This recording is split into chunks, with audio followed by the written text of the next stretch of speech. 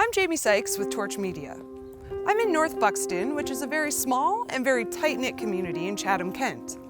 They even have their own very well-attended homecoming celebration every Labor Day weekend. For the past 3 years, however, they've been struggling to retain control of a church that they not only say is the heart of their community, but also an icon of Black emancipation. Having accepted the conditions years ago, the BME Conference are the legal owners.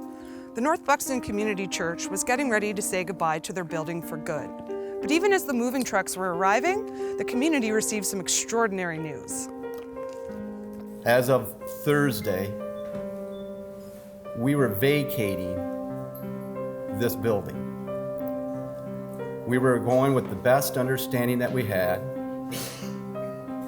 doing what we felt would be the right and upright thing to do. A lawyer has stepped forward to fight our case. He believes it's a strong case. He believes that it's such a strong case that he's willing to do it for free.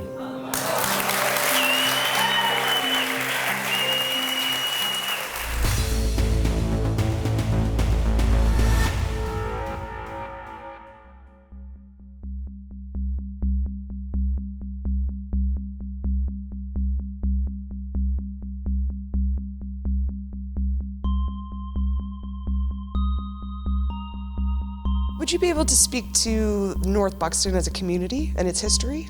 Yes, this community has a very long history. The very early beginnings of this community came out of efforts of Reverend William King, who decided to develop a planned community for freedom seekers coming into Canada.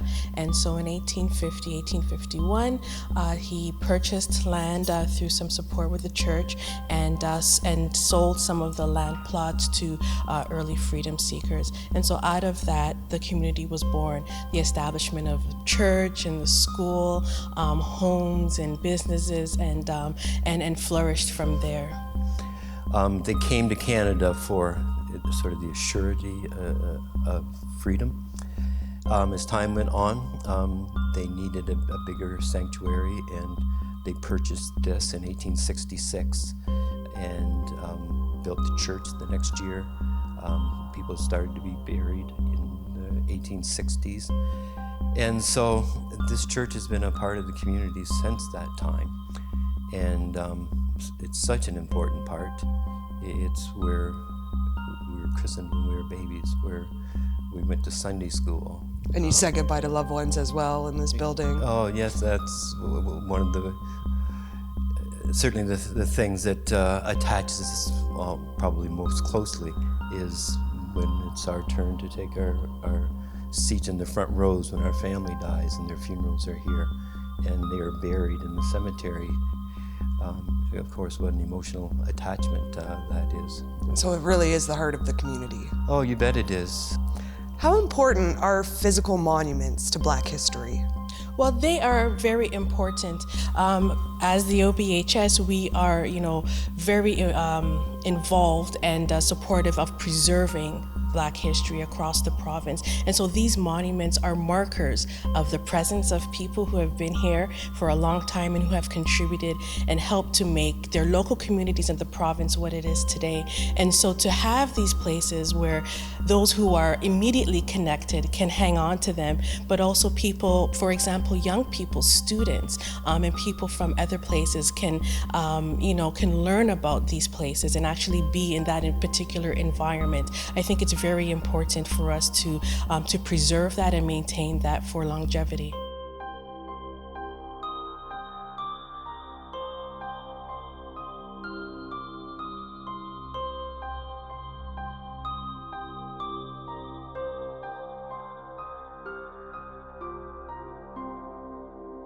The church here in Buxton was dissatisfied with the conference. As far as ministers, they weren't able to send us a minister. Just the growth of the church wasn't happening, and the conference wasn't able to help with that. We decided that it would be in our best interest to separate ourselves from the conference and have a community church. And how was that received? They received it, and there was some concern about it, and there was a bit of back and forth, a little bit of wrangling that went on, and there was legal advice that was sought on both sides, and then it was dropped. There was no more said for probably 11 years. And then the church came under new management? The conference came under say the superintendent, I guess I'm going to put it that way. There was a change there, and this whole thing surfaced again. What happened to that, we got a letter from the BME conference, or from the lawyer of the BME conference, giving us 3 options, and one of them was that the church could rejoin the conference, or they could lease, a corporate lease, or they could vacate the premises. And we shared our idea, and that was that we be allowed to continue to worship as we have in the past. That being said, because we had borne all the expenses, all the upkeep over however many years, and so that seemed fair. Absolutely. Your community loved and maintained the property. Yes. And a lease didn't seem like a practical way to go. And they offered us a lease of $500 a month, and we turned that down. That was just wasn't acceptable. Then that offer was taken off the table. And then there was communication between the 2 lawyers, and there was an offer. We made an offer to purchase, and that was turned down. We made an offer to rent, and that was turned down as well. So the only option we had left was to vacate the property.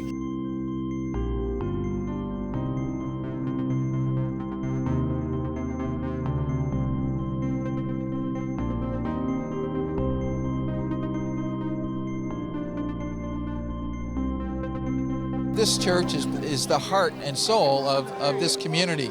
And of course, I came out in support so that we don't want to see this church taken away from them. And we heard some good news today, but hopefully we'll hear even better news in the short haul. So you were surprised at the turn of events today? Like, were you coming out to kind of mourn with the community, and now it's a celebration? You know what? Actually, to be truthful with you, I mean, I came out and my heart was heavy. I thought, oh, they can't be happening in this community. I mean, it's historic. It's part of the Underground Railroad. You know, we've got a cemetery here where relatives have been buried. You know, I was talking with a neighbor who said they have a plot here. Now they're saying we're not sure what we're going to do. And of course, you know, the church in small communities is usually the center, you know, of activity. It's a hub. It's the heart. It is. It's the heart. And I felt like the heart was being ripped away. My wife and I came down, we were disappointed when we talked about, isn't there something we could do? Isn't there some way we can help the congregation? And it seems to be an internal conflict, so that didn't seem to be the case. So we came here expecting to, you know, on the one hand, celebrate with people, but on the other hand, somewhat of a disappointment to see this landmark. Really, this is such an important part of our community here in Chatham-Kent, Essex. To see that be taken away was heartbreaking. What was the mood like before everyone got the good news? Well, I mean, going into it, a lot of people came in here, you know, really somber, feeling like this was it. This was the last time they were going to be here. And a lot of people, you know, brought a lot of the sad feelings into this. And then to hear that they've got the lawyer, to hear that they've got support, and to hear that this isn't the end of the fight, it's only the beginning of the next battle. It was good. So it was an instant switch, and everybody's now leaving smiling. Everybody in here is hugging and happy. And how long did the somberness last in the community? Like, how long ago did all this start? It's been building for like at least the last 3 years. You know, just a lot of back and forth with the lawyers, and there was a lot of unsureness of what was going to happen. And it's still not the end, right? It's still, they got to go through the process. So it was tough. A lot of the meetings were really somber and really sad. A lot of anger to people they don't know. So I don't know. It feels like there's light at the end of the tunnel though now, and something to look forward to. So the mood is definitely lifted, Absolutely. But it was pretty bleak for it was bleak leading years. Up to it. For the last couple of years. You know what's going to happen. There's so much that people didn't know. So then today was essentially the goodbye service. Today was the final service of the church. Because the 30th was the end date, this is the last Sunday, so yes. And so we were at a point where there wasn't any other option. And so we decided that the media, we would let the media know that this is what's going on. And the outpouring of support through letting the media know has just been overwhelming. So as you can imagine, we wanted you all here to hear this announcement. We could have canceled and said, forget it, you don't have to come. This is not going to be our last service here. But we wanted you here to be a part of this special announcement so that you can share in the joy and the excitement that is going on in our hearts, because we did not know this till Thursday night. We had movers coming in, and we're lucky we had the piano here this morning.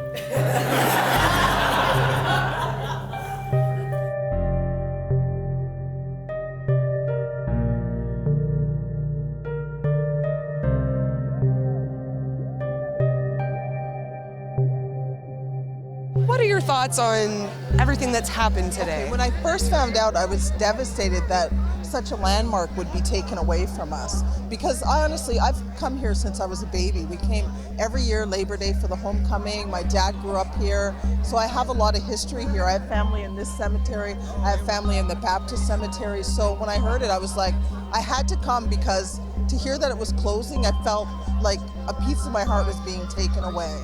So when I came, I got here, we drove from Toronto, came in last night. Our car was like breaking down. I'm like, we have to get here. And you mentioned that your family even has a street name in the community? Exactly, we do. We have the Garrell Street over there. So the community means a lot to me.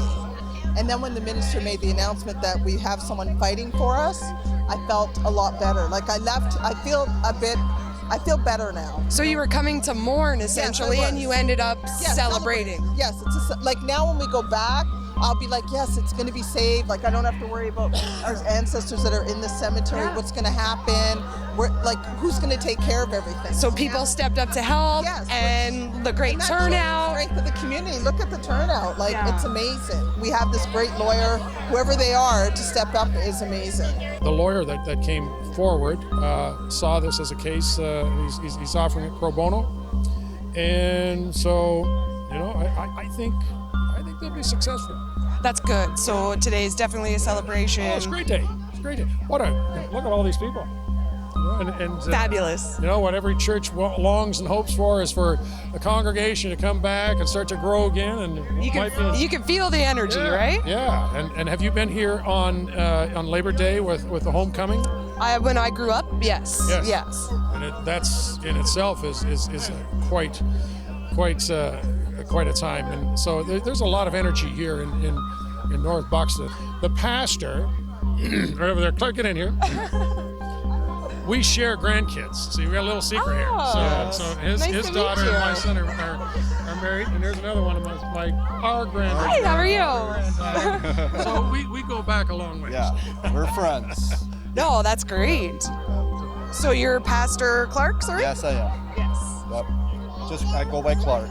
And then, what are your thoughts and feelings about today? But I sense this is a God move, which encourages us that what has taken place and what will take place matters to Him in that sense. So I'm excited about that. And it was mentioned this was a spiritual learning journey, as it's been years, literally. You can imagine the complications that we go through physically as we mentally and emotionally try to decide what is the right thing to do, because that was the desire of our hearts, always to be right. It gets frustrating when it seems that the right thought, the right action, which you think is right, is going to end in defeat. But to turn around and have a possible victory in it, it's exciting. The BME, the British Methodist Episcopal, that's their church denomination. I understand that there are new people at the helm now, and of course, who may not fully understand the historical value, of this church and this community, or perhaps even in other communities as well. So I certainly hope this is isolated, and I certainly hope that they'll have a change of heart. We can throw all kinds of lawyers and so on, but the truth of the matter lies in the fact that if they're true believers, then maybe God can change their heart and they will reconsider so that this church can continue. I mean, this is very historic, and to have the heart ripped away, don't want to see it, and I'll do whatever I can to help. We were always optimistic. We were always optimistic that maybe some change of heart would come before the end of the month. But we were prepared to move as we had said we would do. That's our side of the bargain. Today, or a couple of days ago, 3 days ago, that wasn't an option. One day last week, Thursday I believe it was, that door opened. We're still hesitant to say we're home free because there's nothing etched in stone, there's nothing written. And so we have a concern, yes, that things could still change. They could still go in a direction that we don't want them to go. But we're certainly optimistic because of the support of the community, of the support of the public.